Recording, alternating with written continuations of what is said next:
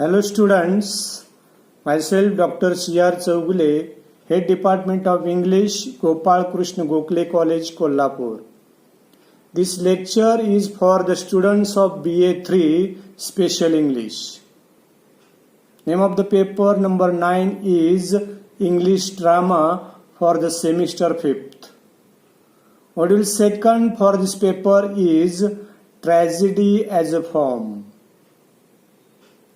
Tragedy is an important form of Western drama. It creates a mood that emphasizes the serious intention. There may or may not be some moments of comic relief. In a tragedy, the hero always caught in tragic flaw that faces disaster and usually death. This presentation raises questions about the meaning of existence, the nature of fate, morality, and social or philosophical and psychological relationships. There are references of Greek dramas performed as early as 17th century BC. The dramas were in the form of choral performances which included dancing and singing at the festivals of Dionysus, the Greek god of wine and fertility. Drama contests were organized from 534 BC. The most important period of ancient Greek drama was the 15th century BC. Tragedies were performed in festivals which lasted for several days as part of annual religious and civic celebrations. The best tragedies got prizes in various forms, including goats. The word tragedy is derived from the Greek word tragodia, which means goat song. Tragedy was usually poetic and philosophic. These tragedies were based on myths. Usually, the main character struggled against hostile forces but faced defeat, and the tragedy usually ended with his death. The tragedies were performed in the form of episodes separated by choral odes wherein the chorus danced to music in leftward, rightward, and central movements. The actors wore masks to indicate the nature of the character. Achilles, Sophocles, and Euripides were eminent Greek tragedians. Usually, these playwrights wrote triangles, that is, the group of three plays. Oresteia of Achilles, Oedipus Rex of Sophocles, and Medea of Euripides are three important Greek tragedies. From the 3rd century BC, Greek drama declined. Tragedy was introduced in Rome by Livius Andronicus in 240 BC. But today, only the tragedy of Seneca survive. In Rome, tragedy was less popular than comedy. Seneca's plays were very effective in the Renaissance period. Later on, Western dramatists borrowed a number of techniques from Seneca, like division into 5 acts, elaborate flowery language, the theme of revenge, magic, ghosts, etc.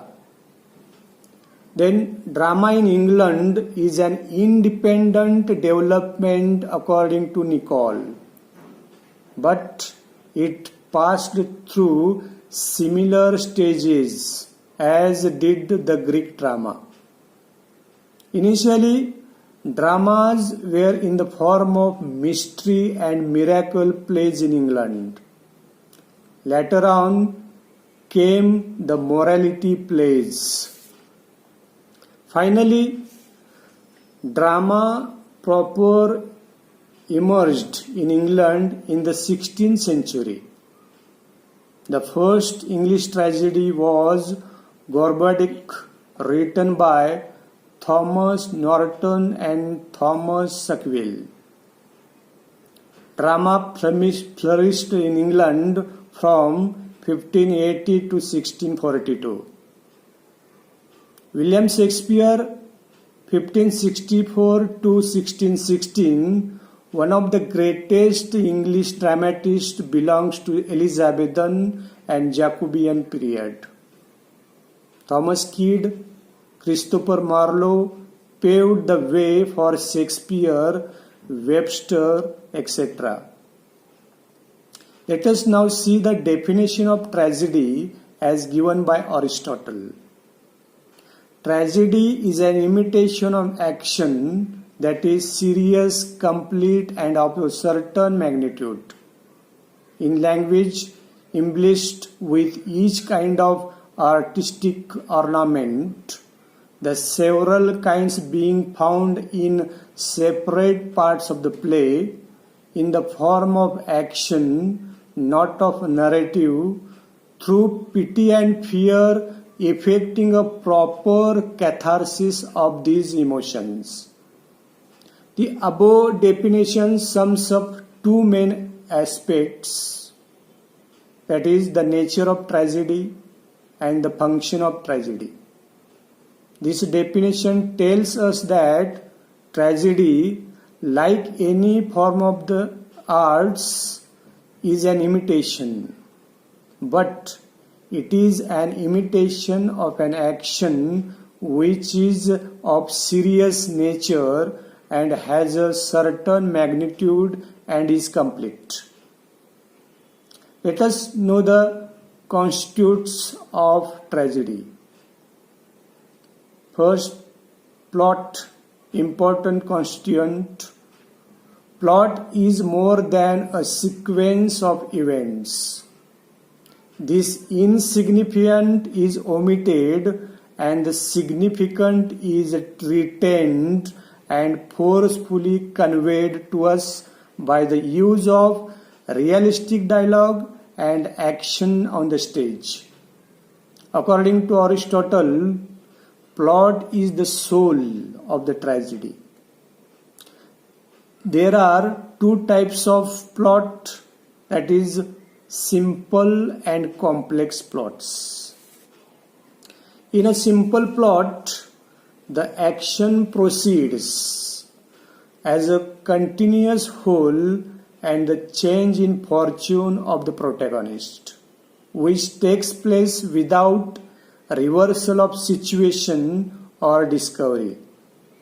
But a complex plot is one in which the change is accompanied by a reversal of situation. Then next, characters. The agents that carry forward the plot are called characters. Characterization is an important constituent of the play after the plot. Aristotle called it ethos, a set of moral qualities. We assess characters on the basis of what they say and do, and what others' characters say about him. We understand them in the real sense when we create and relate them to the broader theme of the play. Aristotle concept and modern concept of the characters are two different things. Aristotle, who belongs to the classical tradition, regarded community. But today, a character is seen as the center, which called protagonist or hero. Then third, diction. It means the expression of the meaning in words. It is the exchange of words between characters in the tragedy, commonly known as dialogue. It carries the action forward in the form of verse or prose and holds a mirror up to what the dramatist attempts to express. It unfolds the relationship between characters. Soliloquies and asides also form an important part of dramatic speech and help in understanding of characters. Then last characteristic, that is the chorus. It is the important main characteristic. It was an important constituent of the Greek drama and consists of 50 persons.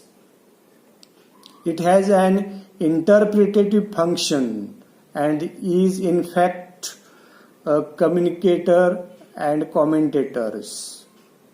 In a Greek tragedy, this body of persons formed as it were moving, dancing, singing together and continually interrupting the dialogues and the process of the action.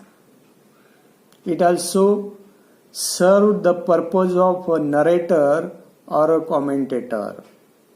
The action that happens off the stage, especially acts of violence, war, etc., are narrated by the chorus.